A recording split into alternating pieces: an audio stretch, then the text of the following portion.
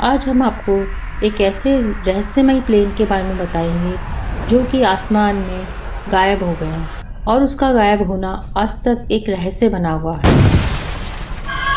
नमस्कार दोस्तों,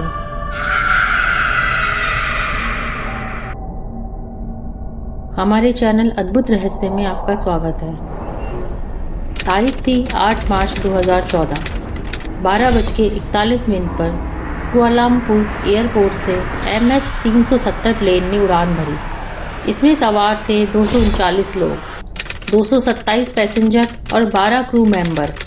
27 साल के फारिक अहमद इस फ्लाइट के पायलट थे और यह उनकी आखिरी ट्रेनिंग फ्लाइट थी। इसके बाद वह बनने वाले थे फुली सर्टिफाइड पायलट। उनके साथ मौजूद थे 53 साल के पायलट इन कमांड ज़ाहिर अहमद शाह। उन्हें मलेशियन एयरलाइंस में सबसे सीनियर कैप्टन में से एक गिना जाता था। प्लेन को 6 घंटे का सफ़र तय करते हुए सुबह 6:30 बजे चीन की राजधानी बीजिंग एयरपोर्ट पर पहुंचना था। टेक ऑफ के दौरान प्लेन में करीब 49,100 किलोमीटर फ्यूल मौजूद था, जो 7 से 8 घंटे की उड़ान के लिए काफ़ी होता। दूसरी तरफ मौसम भी साफ था, सब कुछ ठीक चल रहा था। प्लेन को टेक ऑफ किए 38 मिनट हो चुके थे।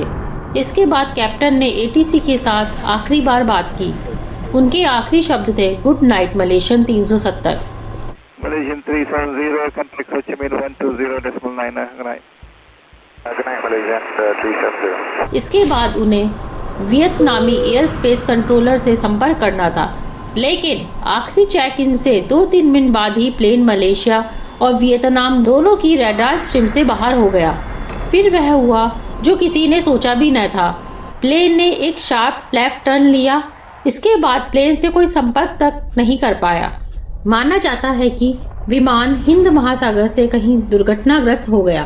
अचानक से गायब हुए इस फ्लाइट ने पूरी दुनिया की विमान सेवाओं को सकते में डाल दिया और अथॉरिटीज के पास दुनिया के सवालों का कोई जवाब नहीं था।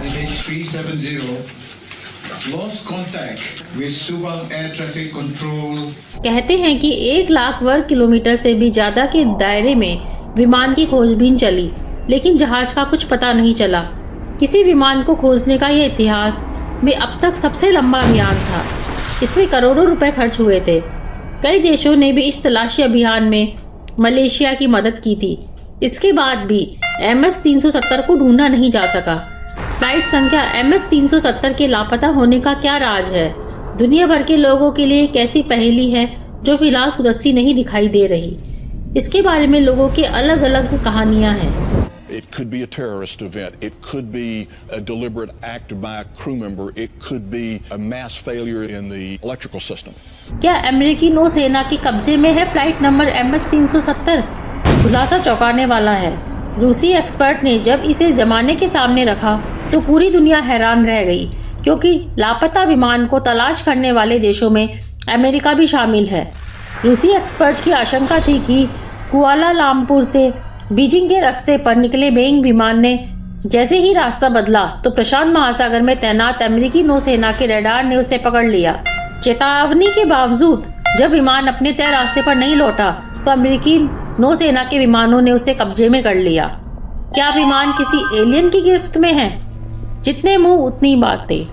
8 मार्च को लापता हुए मलेशिया विमान को लेकर सोशल साइट्स पर बहस जोरों पर है। इस तर्क को इसलिए भी तवज्जो मिल रही है क्योंकि 11 दिन की तलाश में बोइंग विमान का न तो कोई मलबा मिला, न ही विमान हादसे का शिकार होने का कोई सबूत। क्या पायलट ने खुदकुशी कर ली? इस शख्स पर भी तभी से दुनिया भर की नजर है जब से विमान लापता हुआ है। आशंका इसलिए है क्योंकि 53 साल का कैप्टन ज़ाहिर अहमद शाह 8 मार्च की फ्लाइट MS370 का मुख्य पायलट था और ज़ाहिर अहमद जिस सियासी पार्टी का समर्थक था, अनवर इब्राहिम को सोडोमी के मामले में 7 मार्च को 5 साल की जेल की सजा सुनाई गई थी। जांच एजेंसियों के मुताबिक ज़ाहिर अहमद उन दिनों कोर्ट में भी मौजूद था।